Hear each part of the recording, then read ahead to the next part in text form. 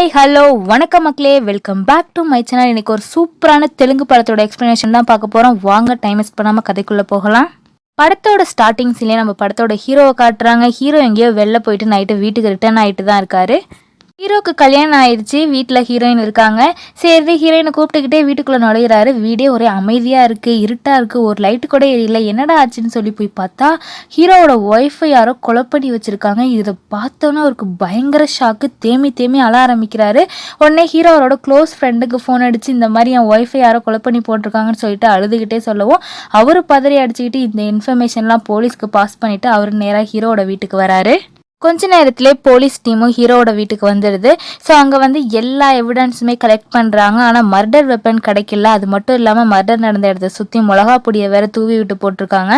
இது என்னமோ பிளான் பண்ண மாதிரி தான் இருக்குன்னு சொல்லிட்டு போலீஸ் கணிக்கிறாங்க. இவர் தான் இந்த கேஸை இன்வெஸ்டிகேஷன் பண்ணுற போலீஸ் ஆஃபீஸர். நான் அவர் இனிமேல் போலீஸ்னே சொல்லிக்கிறேன்.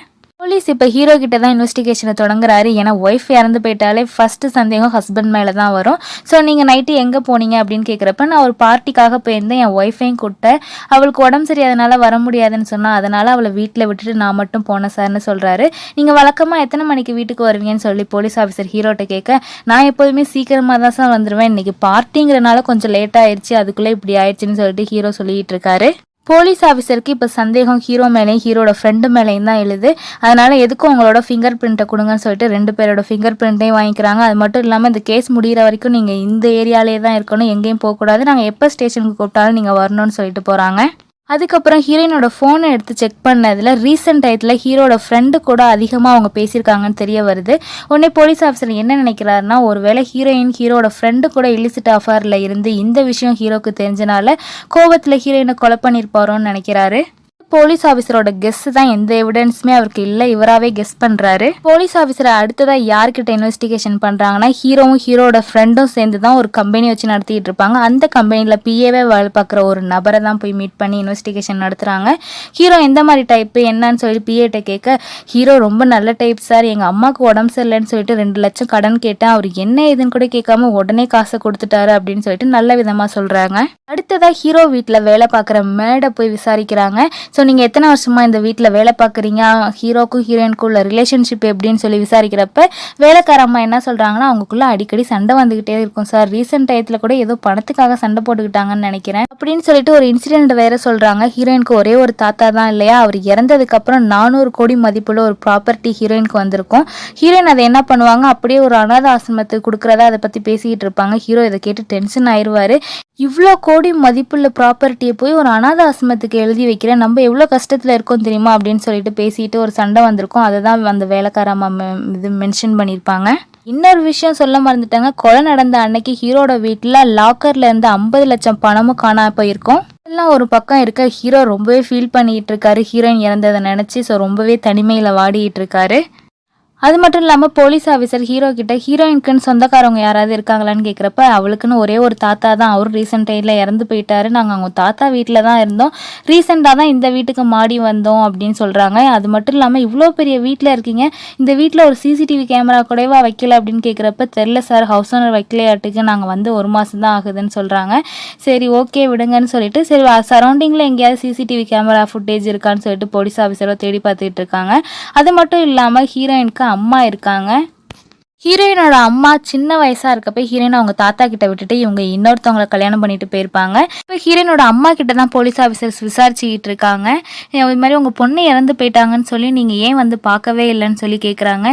இல்லை சார், நான் ஃபஸ்ட்டு கல்யாணம் பண்ணிக்கிட்டவர் தான் சரியில்லைன்னு பார்த்தா 2ஆவதாக கல்யாணம் பண்ணிக்கிட்டவரும் சரியில்லை, என் வாழ்க்கையே ரொம்ப மோசமாக இருக்குன்னு சொல்லிட்டு பொண்ணு இறந்ததில் ஒரு சோகம் கூட அவங்க வீட்டுக்கிட்ட இல்லாமல் ரொம்பவே நார்மலாக பேசிகிட்டு இருக்காங்க. இதை பார்த்து போலீஸ் ஆஃபீஸருக்கோ என்ன இப்படிலாம் இருக்காங்கன்னு தோணுது. இப்போ அடுத்ததாக போலீஸ் ஆஃபீஸர்ஸ் ஹீரோவோட ஃப்ரெண்டு கிட்ட தான் இன்வெஸ்டிகேஷன் பண்ண வந்திருக்காங்க.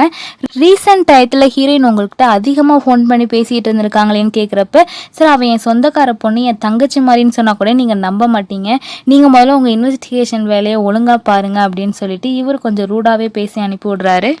போலீஸ் ஆஃபீஸர் ஹீரோயினோட 2வது அப்பா, அதாவது அவங்க அம்மா இன்னொரு கல்யாணம் பண்ணிக்கிட்டாங்க இல்லையா, அந்த நபரை போய் விசாரிக்கிறாங்க. ஒருவேளை ஹீரோயினுக்கு அவங்க தாத்தாவோட சொத்து 40 கோடி மதிப்புள்ள சொத்து வரப்போகுதுன்னு தெரிஞ்சோன்னே இவருக்கு இது ஹீரோயினை கொலை பண்ண ட்ரை பண்ணியிருப்பாரோன்னு நினச்சி விசாரிக்கிறாங்க. ஆனால் அவர் டம்மி பீஸ்ன்னு தெரிய வருது. அப்படியே சீனை கட் பண்ணால் ஹீரோவை காட்டுறாங்க. ஹீரோ மேலே போலீஸ் ஆஃபீஸருக்கு சந்தேகம் குறையவே இல்லை. அதனால் ஒரு போலீஸ் ஆஃபீஸரை ஹீரோ எங்கெங்கெல்லாம் போகிறாருன்னு சொல்லி வாட்ச் பண்ண விட்டுருக்காங்க. ஹீரோ என்னன்னு தெரியல, இவ்வளோ நாள் வீட்டிலே இருந்தவர் திடீர்னு ஒரு நாள் ஒரு இடத்துக்கு போய் ஒரு வீட்டை பார்க்குறாரு. அந்த வீடு பூட்டி கிடக்கு. எதுக்காக நீங்கள் அந்த வீட்டுக்கு போனீங்கன்னு சொல்லிட்டு ஹீரோவை ஸ்டேஷன் வர சொல்லி விசாரிக்கிறாங்க. தான் ஹீரோ ஒரு ஃப்ளாஷ்பேக்கை சொல்கிறாரு. நானும் என் ஒய்ஃபும் ஒரு நாள் கோயிலுக்கு போனப்போ என் ஒய்ஃபை அந்த வீட்டில் இருக்க ஒரு பொறுக்கி பையன் வந்து கிண்டல் பண்ணால் நான் அதனால் கோவத்தில் அவனை அடிச்சிட்டேன். பெரிய தகராறு ஆயிடுச்சு. ஸோ அதனால் பழி வாங்குறதுக்காக வந்து எங்கள் வீட்டில் என் ஒய்ஃபை கொலை பண்ணிவிட்டு பணத்தை திருட்டு போயிருப்பானு எனக்கு சந்தேகம். அதனால தான் அவன் வீட்டுக்கு போனால் கடைசியில் வீடு பூட்டி இருந்துச்சுன்னு சொல்கிறாரு. போலீஸ் ஆஃபீஸரும் இந்த விஷயத்தையே நீங்கள் என்கிட்ட முன்னாடியே சொல்லலன்னு சொல்லிட்டு ஹீரோ போனார் இல்லையா, பூட்டி இருந்துச்சுன்னு சொல்லிட்டு ஒரு வீடு, அந்த வீட்டுக்கு போலீஸ் டீம் போகிறாங்க. பூட்டை உடச்சி உள்ளே போய் பார்த்தா ஹீரோ சொன்ன நபர் இறந்து வீட்டுக்குள்ளே கிடக்கிறாரு. அது மட்டும் இல்லாமல் ஹீரோ வீட்டிலேருந்து கொள்ளையடிக்கப்பட்டதாக சொல்லப்பட்ட அந்த 50 லட்சம் பணமும் அந்த வீட்டில் தான் இருக்குது. மர்டர் பண்ண அந்த வெப்பன் கூட அந்த வீட்டில் தான் இருக்குது. சரி, இவன் தான் குற்றவாளின்னு நினச்சி நம்ப இருந்தால் அப்போ இன்னொரு ட்விஸ்ட்டை பார்க்குறதுக்கு முன்னாடி மறுபடியும் ஹீரோவை பார்த்துட்டு வந்துடலாம். ஹீரோ ரொம்பவே டிப்ரெஷனில் இருக்கனால ஹீரோட ஃப்ரெண்டு என்ன பண்ணுறாரு, ஹீரோக்கு இது தற்கொலைக்கு இது பண்ணிக்க போகிறாருன்னு சொல்லிட்டு அவங்க ஆஃபீஸில் வேலை பார்க்குற சில்ஃபாங்கிற பொண்ணை ஹீரோட வீட்டுக்கு துணைக்கி அனுப்பி வைக்கிறாரு. கொஞ்சம் அவனை பத்திரமா பார்த்துக்கமான்னு சொல்லிட்டு இவங்களும் சாப்பாடுலாம் கொண்டு போய் ஹீரோக்கு கொடுக்குறாங்க. ஹீரோ சாப்பிட்டுட்டு இருக்கப்ப திடீர்னு போலீஸ் ஆஃபீஸர் உள்ளே வந்து ஹீரோவை அரெஸ்ட் பண்ணி அழைச்சிட்டு போகிறாங்க. என்ன விஷயம்னா, அந்த ரவுடி வீட்டில் கிடச்ச மர்டன் வெப்பனில் ஹீரோவோட ஃபிங்கர் பிரிண்ட் இருக்குது. ஸோ போலீஸ் ஆஃபீஸர் என்ன நினைக்கிறாங்கன்னா, அவங்க வீட்டில் இருந்த 50 லட்சம் பணத்தை ஹீரோவே எடுத்து அந்த ரவுடி கிட்ட கொடுத்தோட ஒய்ஃபையும் கொலை பண்ண சொல்லி இவரே வெப்பனையும் கொடுத்துருந்துருக்கலாம். அதனால தான் இவரோட ஃபிங்கர் பிரிண்ட் இதில் இருக்குன்னு சொல்லிட்டு போலீஸ் ஆஃபீஸர் ஹீரோவை அரெஸ்ட் பண்ணி அழைச்சிட்டு போகிறாங்க. ஹீரோவோ எவ்வளோ சொல்லி பார்க்குறாரு. சார் நான் கொலை பண்ணல சார், நானே எப்படி என் ஒய்ஃபை கொலை பண்ணுவேன்னு சொல்லி பார்க்குறாரு. இருந்தாலும் போலீஸ் ஆஃபீஸர் கேட்குற மாதிரியே இல்லை. அதனால் ஹீரோ என்ன பண்ணுறாரு, போலீஸ் ஜீப்லேருந்து தப்பிச்சு வேகமாக ஓடுறப்பே ஒருத்தர்கிட்ட ஃபோன் வாங்கி ஹீரோட ஃப்ரெண்டுக்கு ஃபோன் அடிக்கிறாங்க. இது மாதிரி எனக்கு அரெஸ்ட் பண்ணி அழைச்சிட்டு போகிறாங்கடா, நான் அப்போ தப்பிச்சிட்டேன். நீ நம்மளோட ஆஃபீஸ் கேபினில் ஒரு சீக்ரெட் கேமரா இருக்குல்ல, அந்த கேமரா நம்ம 2 பேர் மொபைலில் மட்டும்தான் பார்க்க முடியும். என்னோட மொபைல் இப்போ வீட்டிலே இருக்குது. அதனால் உன் ஃபோனில் அந்த கொலை நடக்கிறதுக்கு முதல் நாள் இருந்த சிசிடிவி ஃபுட்டேஜை பாரு. என்னோட பேப்பர் கட்டுற யாரோ எடுத்து நான் கொலை பண்ண மாதிரி வெப்பனை கிரியேட் பண்ணி போலீஸ்கிட்ட கொடுத்துருக்காங்கடான்னு சொல்லவும் ஹீரோட ஃப்ரெண்டு அதை பார்த்துக்கிட்டு இருக்காரு. போலீஸ் ஆஃபீஸர் என்ன நினைக்கிறாங்கன்னா, ஹீரோ தப்பிச்சிருக்காரு இல்லையா, இப்போ ஒன்று ஹீரோட ஃப்ரெண்டு வீட்டுக்கு போயிருக்கணும், இல்லைன்னா ஆஃபீஸ்க்கு போயிருக்கணும்னு சொல்லிட்டு 2 இடத்துக்குமே போலீஸ் டீம் போகுது. இப்போ ஹீரோட ஆஃபீஸ்க்கு தான் போலீஸ் ஆஃபீஸர் வந்திருக்காரு. ஸோ அங்கே ஹீரோட ஃப்ரெண்டு இருந்தார் இல்லையா, அவரை யாரோ கொலை பண்ணி வச்சுருக்காங்க. ஸோ போலீஸ் ஆஃபீஸர் என்ன நினைக்கிறாருன்னா, ஹீரோ தான் வந்து ஹீரோட ஃப்ரெண்டையும் கொலை பண்ணிட்டாருன்னு நினைக்கிறாரு. ஆனால் எதுக்கு இவன் ஃப்ரெண்டை கொலை பண்ணணும்னு சொல்லி யோசிச்சுக்கிட்டு இருக்கப்பே தான் இங்கே அப்படியே சீனை கட் பண்ணால் மறுபடியும் ஹீரோ காட்டுறாங்க. ஹீரோ அவரோட வீட்டுக்கு போயிருக்காரு. ஏன்னா அவரோட ஃபோனில் ஃபுட்டேஜை பார்க்கலாம் இல்லையா, அங்கே போய் இவரோட ஃபோன் எடுக்கலான்னு பார்த்தா இவர் ஆஃபீஸில் வேலை பார்க்குற பிஏ ஒரு ஆயுதத்தை எடுத்து ஹீரோட மண்டையிலே அடிக்கிறாரு. நல்ல வேளை அந்த வீட்டில் ஷில்பா இருந்தனால ஹீரோவை எப்படியோ காப்பாற்றிடுறாங்க. பிஏ கூட இவங்க சண்டை போட்டுக்கிட்டு இருக்காங்க. அதுக்குள்ளே அந்த வீட்டில் போலீஸ் ஆஃபீஸர்ஸ் எல்லாருமே வந்துடுறாங்க. இப்போ ஷில்பா, பிஏ, ஹீரோன்னு சொல்லிட்டு 3 பேரையும் இப்போ கஸ்டடியில் எடுத்து வச்சுருக்காங்க. ஹீரோ கிட்ட எதுக்காக உங்கள் ஃப்ரெண்டை கொலை பண்ணீங்கன்னு கேட்குறப்ப, சார் நான் என் ஃப்ரெண்டை கொலை பண்ணலாம் இல்லை, நீங்கள் முதல்ல இந்த ஃபுட்டேஜை பாருங்கன்னு சொல்லிட்டு இவங்க ஆஃபீஸில் சீக்ரெட்டாக இருக்க ஹிடன் கேமரா ஃபுட்டேஜை காட்டுறாங்க. கொலை நடக்கிறதுக்கு முதல் நாள் பிஏ ஹீரோ யூஸ் பண்ண பேப்பர் கட்டரை எடுத்துகிட்டு போயிருக்காருன்னு தெரிய வருது. ஸோ பிஏ தான் ஹீரோட ஒய்ஃபை ஏதோ பண்ணியிருக்காருன்னு தெரிய வர இப்போ ஹீரோவை தனியாக விட்டுட்டு பிஏவையும் ஷில்பாவையும் வச்சு விசாரிக்கிறாங்க. ஸோ அப்போ தாங்க பெரிய ட்விஸ்டர் ரிவீல் ஆகுது. ஷில்பா இருக்காங்க இல்லையா, அவங்களுக்கு ஹீரோ மேலே ஒரு கண்ணு. ஸோ ஹீரோ ஆல்ரெடி கல்யாணம் ஆனவர்னு தெரிஞ்சு ஹீரோவை லவ் பண்ணிட்டு இருந்திருக்காங்க. ஆனால் பிஏக்கு ஷில்பா மேலே ஒரு கண்ணு. இது ஒரு ட்ரையாங்கல் காதல் மாதிரி போயிட்டுருக்கு. ஷில்பாக்கு எப்படியாவது ஹீரோவை அடைஞ்சே ஆகணுங்கிற எண்ணம் வருது. அது மட்டும் இல்லாமல் ஷில்பா பர்த்டேக்கு ஹீரோ வேற ஒரு ஃபோன்லாம் கிஃப்ட் கொடுத்துருப்பாரு. அது மட்டும் இல்லாமல் ஹீரோ கிட்ட ஸ்ட்ரெடிச் பண்ணுற மாதிரியும் இவங்க கொஞ்சம் பேசியிருப்பாங்க. எதுக்குமே ஹீரோ மடிஞ்சு வரல. அவரோட ஒய்ஃபுக்கு ரொம்பவே லாயலாக இருக்குது. இன்னும் இவங்களுக்கு அதிகமாகிடுச்சு ஹீரோ மேலே காதல். எப்படியாவது ஹீரோவை அடைஞ்சே ஆகணும். இதுக்கு தடையாக இருக்கிறது ஹீரோட ஒய்ஃப் தான். எப்படியாவது அவங்கள கொலை பண்ணணும்னு சொல்லிட்டு பிஏவை போய் இவங்க மீட் பண்ணியிருக்காங்க. ஸோ பிஏ கிட்ட என்ன சொல்கிறாங்கன்னா, உனக்கு என்னை பிடிக்கும்னு தெரியும். ஸோ நீ எப்போயெல்லாம் கூப்பிட்றியோ அப்போல்லாம் நான் அவங்க கூட இருக்க வரேன். நீ ஆனால் அதுக்கு பதிலாக எனக்கு ஒரே ஒரு ஹெல்ப் பண்ணணும், நீ ஹீரோவோட ஒய்ஃபை கொலை பண்ணணும்னு சொல்லி கேட்டுக்கிறாங்க. ஸோ அதுக்கப்புறமா தான் பிஏ அந்த ரவுடியை பார்த்து ஹீரோட ஒய்ஃபை கொலை பண்ண சொல்லி காசு கொடுத்துருப்பாரு. ஸோ அவர் வந்து ஹீரோயினை கொலை பண்ணுறப்ப, உனக்கு என்ன வேணும், ஒன்றும் பண்ணாத, நான் என் லாக்கரில் இருக்க 50 லட்சம் பணத்தை கொடுத்துட்றேன், என்னை உயிரோட விட்டுருன்னு ஹீரோயின் சொல்லியிருப்பாங்க. சரி பணத்தை கொடுன்னு சொல்லிட்டு ரவுடி அந்த பணத்தை எடுத்துக்கிட்டு மறுபடியும் ஹீரோயினை கொலை பண்ணி போட்டுட்டு வந்திருப்பான். இது மட்டும் இல்லாமல் ஷில்பா என்ன சொல்லியிருப்பாங்கன்னா, ஹீரோயினை கொலை பண்ணால் மட்டும் போதுன்னு சொல்லியிருப்பாங்க. ஆனால் பிஏக்கோ ஷில்பா மேலே ஒரு ஆசை இல்லையா, அதனால ஹீரோ இந்த கேஸில் எப்படியாவது மாட்டிடணும்னு சொல்லிட்டு ஆஃபீஸில் ஹீரோ யூஸ் பண்ண அந்த பேப்பர் கட்டரை எடுத்துகிட்டு வந்து நம்ம கில்லர் ரவுடி கிட்ட கொடுத்துருப்பாங்க. அந்த வெப்பன் தான் இப்போ போலீஸ் கையில் மாட்டியிருக்கோம். சரி, அந்த ரவுடியை யாரா கொண்டான்னு பார்த்தா அது வேறு யாரும் இல்லைங்க, ஷில்பா தான் கொலை பண்ணியிருப்பாங்க. ஸோ ரவுடி என்ன சொல்லியிருப்பான், கோவத்தில் நான் ஹீரோவையுமே கொலை பண்ணலான்னு தான் இருந்தேன், ஜஸ்ட்டு மிஸ்ல அவன் தப்பிச்சிட்டான்னு சொல்கிறப்ப நீ ஏன் ஆளே கொலை பண்ணலான்னு பார்க்குறியாடான்னு சொல்லிட்டு ஷில்பா டக்குன்னு ரவுடியை கொலை பண்ணியிருப்பாங்க. ஸோ அப்படி யதார்த்தமாக நடந்தது தான் ரவுடியோட கொலை. இதெல்லாம் இருக்கட்டும், ஹீரோட ஃப்ரெண்டு எப்படி இறந்தாங்கன்னு தானே உங்களுக்கு டவுட்டு. ஸோ ஹீரோ போலீஸ்கிட்டேருந்து தப்பிச்சதுக்கப்புறம் ஹீரோ அவரோட ஃப்ரெண்டுக்கு தானே ஃபோன் அடித்தார். அந்த ஹிடன் கேமராவை பாருன்னு சொன்னோன்னே அவருக்கு எல்லா உண்மையும் தெரிஞ்சிருக்கும். பிஏ தான் அந்த பேப்பர் கட்டரை திருடி ஹீரோட ஒய்ஃபை கொலை பண்ணியிருக்காரு. ஸோ அதுக்கப்புறம் இந்த உண்மை தெரிஞ்சதுக்கப்புறம் ஹீரோட ஃப்ரெண்டை விட்டு வைப்பாங்களா ஷில்பாவும் பிஏவும்? ஸோ ஹீரோ அங்கே வரத்துக்கு முன்னாடியே ஷில்பாவும் பிஏவும் போய் ஹீரோவோட ஃப்ரெண்டை கொலை பண்ணியிருப்பாங்க.